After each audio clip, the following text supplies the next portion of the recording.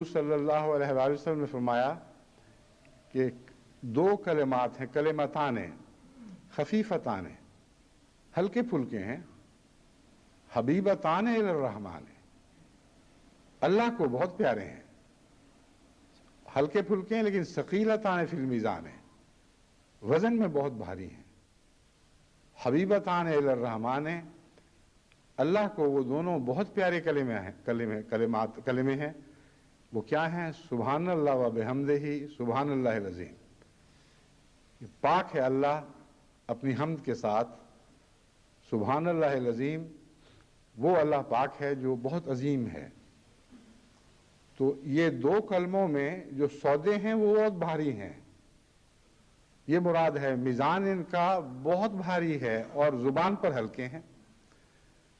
اب سبحان اللہ و بحمدہ، سبحان اللہ العظیم پر ہی غور کریں تو جتنا آپ اس میں ڈوبتے چلے جائیں گے اتنا ہی زیادہ مضمون اور گہرا ہوتا ہوا دکھائی دے گا، بلکہ محسوس ہوگا۔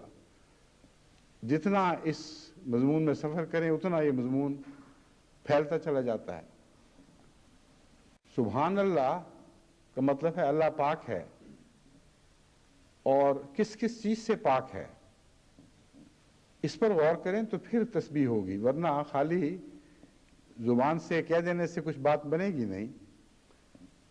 وزن ان میں پیدا ہوتا ہے، مگر ہر قاری کے لحاظ سے مختلف وزن پیدا ہوتا ہے۔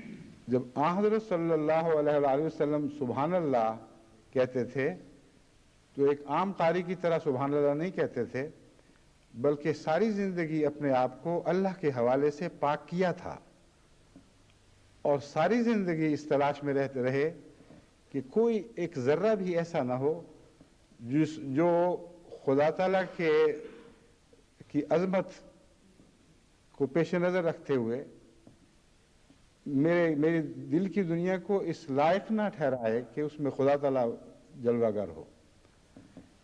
یہ حضرت صلی اللہ علیہ وآلہ وسلم کی ایک سوچ تھی جو آپ کی ساری زندگی میں ہر طرف میں آپ کے اقوال سے بھی اور آپ کے اعمال سے بھی صاف دکھائی دیتی ہے۔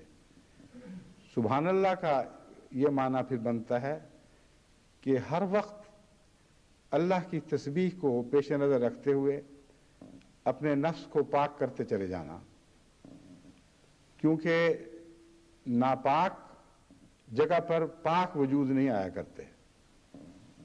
بس اللہ کے لیے دل کی صفائی کرنا ان معنوں میں ہوا کہ کچھ جگہ تھوڑی سی اب صاف کر لی، کچھ بعد میں